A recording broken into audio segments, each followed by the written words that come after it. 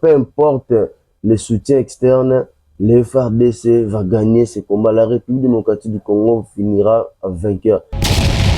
Kagame, qui ne représente visiblement rien aux yeux des Congolais, qui ne représente visiblement rien aux yeux de l'humanité de par ses comportements, de par sa façon de gérer le pays. Et il est grand temps de faire comprendre à Kagame qu'il n'est rien. Peu importe les gens, peu importe les forces extérieures qui le soutiennent. Et il est temps que la République démocratique du Congo se fasse respecter. Ça n'est de trop. Il est grand temps pour nos autorités congolaises de taper la main sur la table pour finir avec cette guerre une bonne fois pour toutes.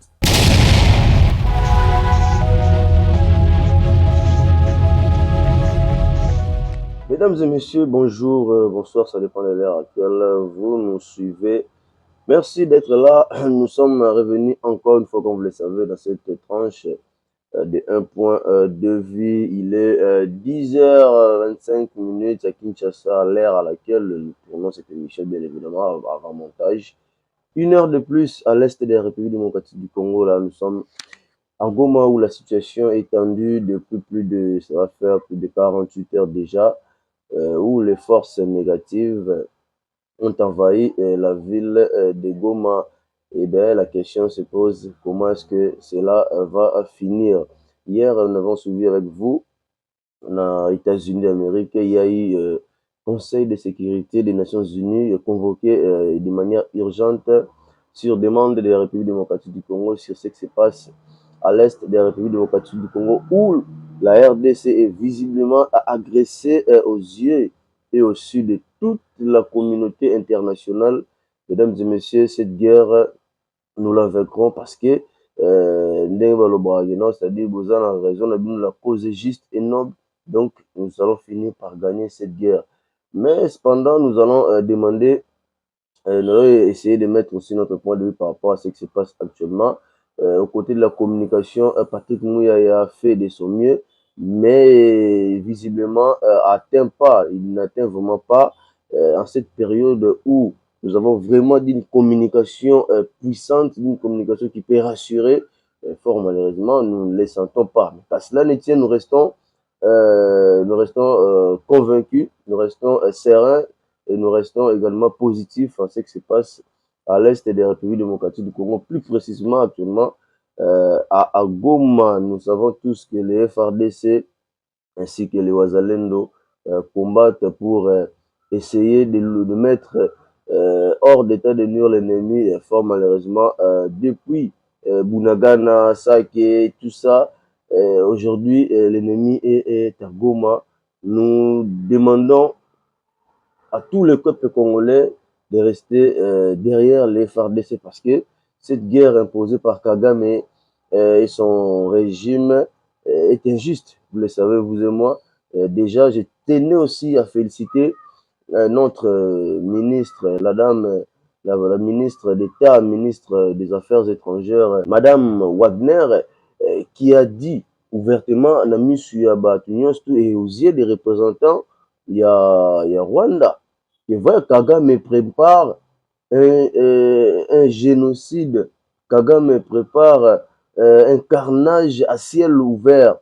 Et je ne sais pas jusqu'à quand Kagame sera-t-il frappé, jusqu'à quand la communauté internationale va comprendre que nous vivons avec un génocidaire, un meurtrier, un sanguinaire, Kagame. Je ne sais pas. Nous sommes en train là de vivre ce qu'on appelle en Lingala, il y a un adage qui dit donc maman mais qui est réellement la mère de Kagame?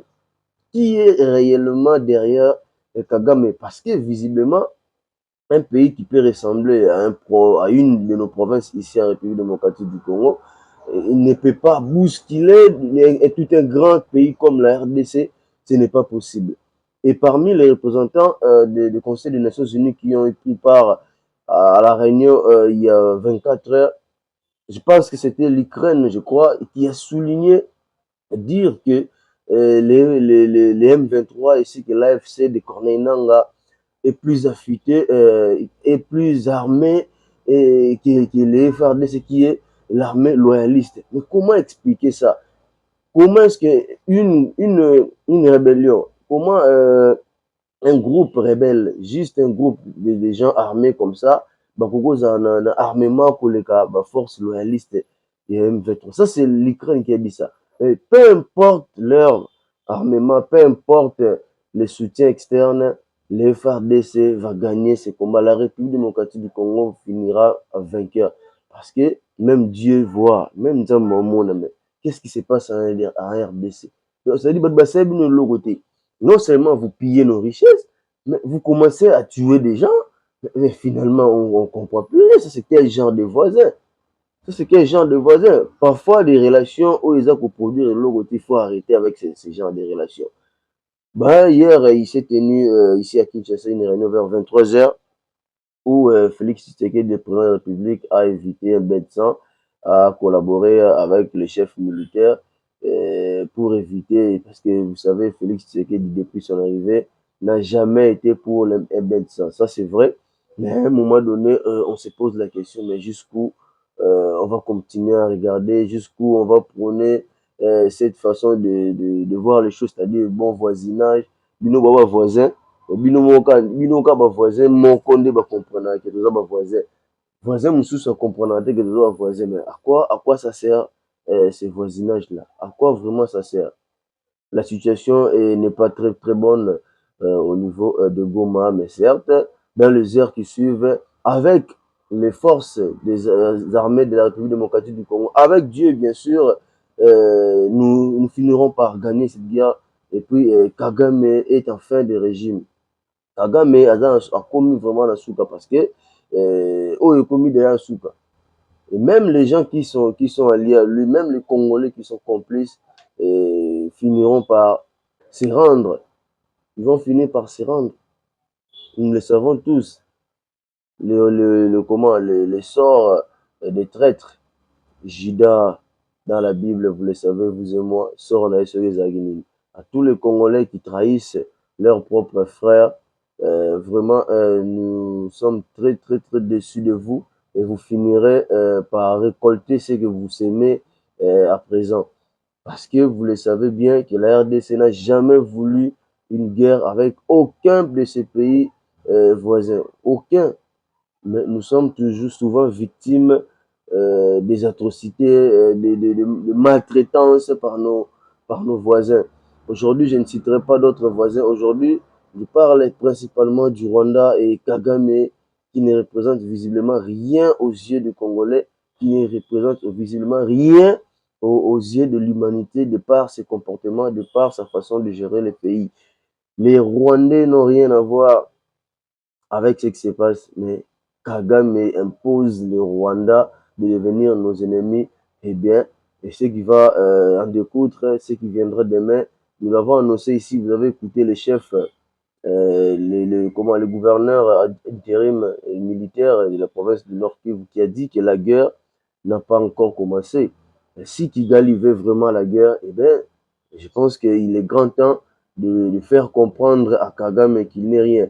Peu importe les gens, peu importe les forces extérieures qui le soutiennent, la RDC finira par gagner cette guerre.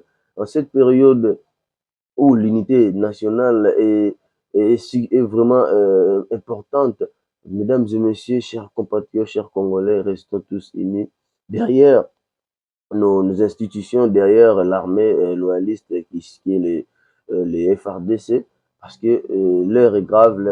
Nous devons maintenant nous faire respecter. Il est temps que la République démocratique du Congo se fasse respecter. À un moment donné, on s'est dit, ben, trop c'est trop. Aujourd'hui, on vient, on te provoque, on part. Aujourd'hui, on vient, on te pille. Aujourd'hui, on vient, on frappe tes enfants dans ta propre maison, on part. Aujourd'hui, hier encore, on vient. Eh ben non, ça n'est de trop. Ça n'est de trop. Il est grand temps pour nos autorités congolaises de taper la main sur la table pour finir avec cette guerre une bonne fois pour toutes. Parce que trop, c'est trop. Nous avons des frères et sœurs d'abord à l'est, à Goma, à Bukavu, Ituri. C'est chaque jour l'est. Ça n'est de trop. À un moment donné, il faudra que nous puissions nous faire respecter. Mesdames et messieurs, c'était juste un message de réconfort, un message d'assurance de la part de RF Ouragan Télévision, notre point de vue aussi dans certaines situations qui se passent au niveau de nos dirigeants. Il faudra changer un peu notre façon de voir les choses, notre manière de mener ces dossiers ici. Donc voilà, d'ici là, portez-vous bien parce que nous y reviendrons avec force et détail pour vous parler de ce qui se passe réellement à Goma. Ce qui est sûr, Goma n'est pas totalement prise, comme le dit dans des sources non officielles.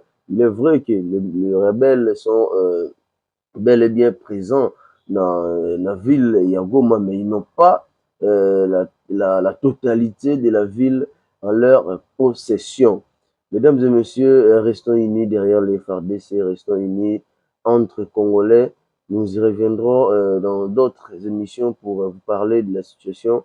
Pendant ce temps, merci de nous suivre, merci de rester derrière les FARDC, merci d'encourager nos forces armées des Républiques démocratiques du Congo, parce que quoi qu'il arrive, quoi qu'il en soit, Kagame finira par quitter ces terres. Mesdames et messieurs, merci et à très bientôt.